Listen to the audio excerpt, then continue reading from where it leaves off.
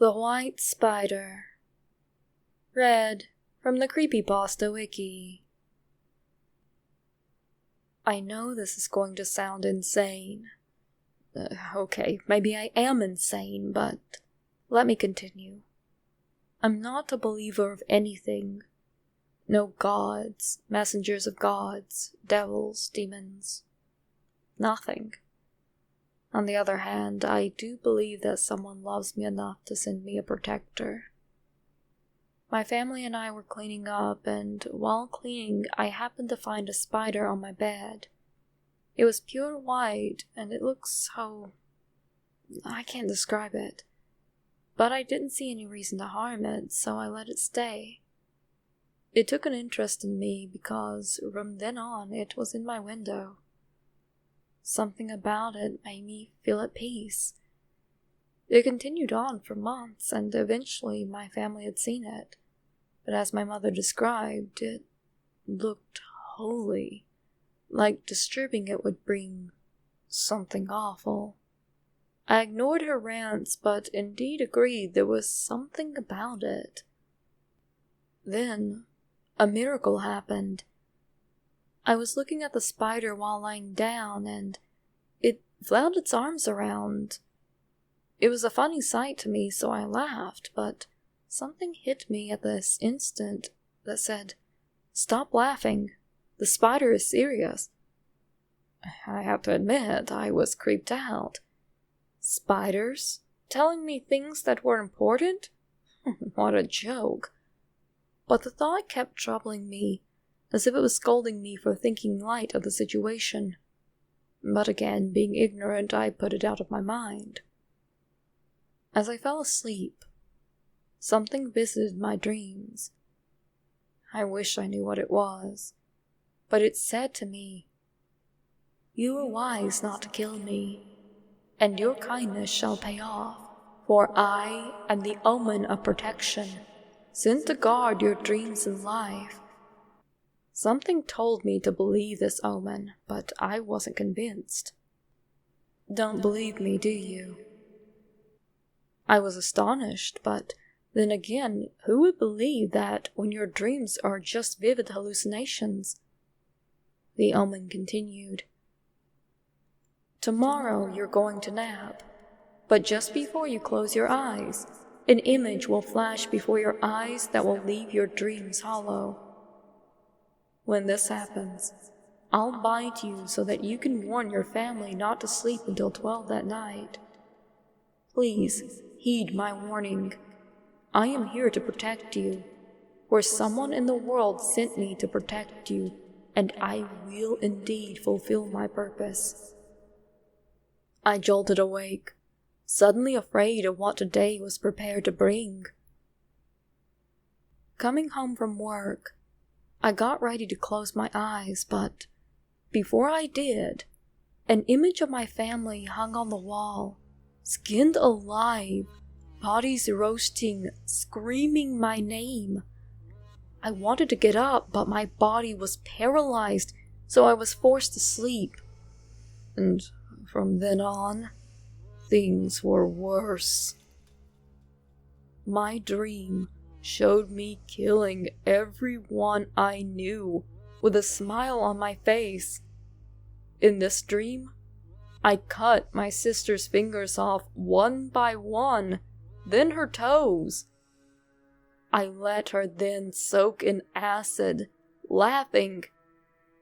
As for my other sisters, I drugged them and then threw them off the bridge into the highway, their bodies breaking on impact.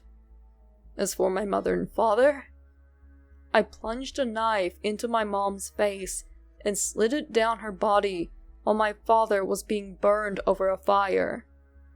My cousin was having her face held in boiling water while she was being tortured.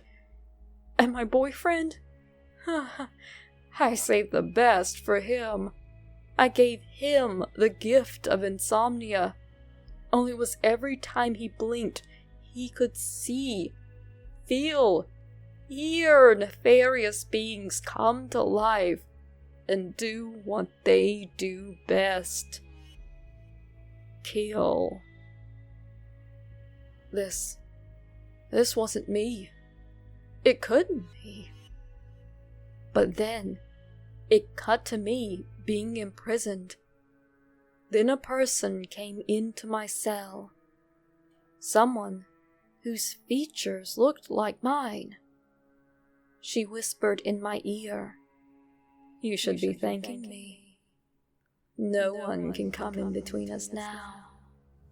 We'll be together forever, right?" I woke up to a pain unbearable. My neck was bruised really bad.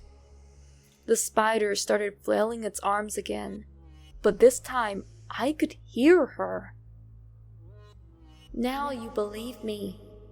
Your sisters are tired, and your parents. If you don't save them, all could be horrific. I tried to the best of my ability to stop them, and I prevailed. But the spider told me to do one more thing. Go to sleep, and you'll dream again the same dream. But when she comes to visit you, address her name 3 times, and I'll take over." I couldn't possibly think of going through that again. But I had to trust the spider. Something told me to. As I went through the horror again, I end up imprisoned. She comes to me again. I stop her in her tracks by saying her name. Rebecca. How did I know her name? She was as astounded as I. Then her dialogue changed. "So you do know it, do you?" "I thought you'd forgotten all these years, leaving me behind when you wanted to face the world. I was there for every bad and good thing that happened to you, Renee. And now you say my name. Too bad it's too late." "Rebecca," I say again. She looks distorted now. "You should stop saying my name, Renee. In one instant, I can make your family alive and let them feel what I felt for so long. Friends don't forget friends, Renee. But you forgot. In the real world, your family is safe. Until I escape, then their lives will be a living hell. You forgot me, and for that, they shall be punished for your actions. It's too late, Renee. Too late." She was messing with my head now. Apparently I knew her, but I felt her pain, so I let her have it. "Rebecca, I'm sorry for forgetting you. You were my best friend, but it wasn't my fault. The doctors had to make me forget you. Best friends forever. I promise I won't let go." Now I remember. Me and Rebecca were the best of friends from birth. And then she died of a sickness. I was so distraught. I made her exist in my mind, but then my parents decided to get rid of her once and for all, and how could they? I loved her, and they took her away from me. Rebecca weakened and cried, and my chains loosened.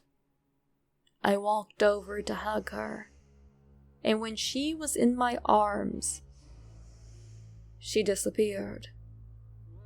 I heard the words, "I'll live in your heart always."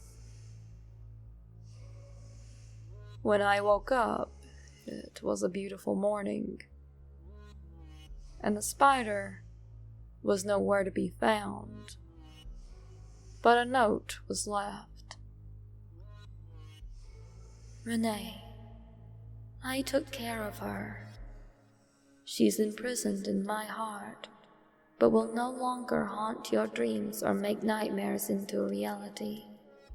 I am sad to say I had to sacrifice myself for your family, but you shall always be blessed. Always. In your peace of mind. I was horrified. She took my twin away, my one friend. For that, she will pay, but not before my parents. I will carry out what she put in my head. She would be proud of me. Hey, Mom, do you know what my twin thinks of you? I'd like to tell you and show you how she felt when you put her out of my head.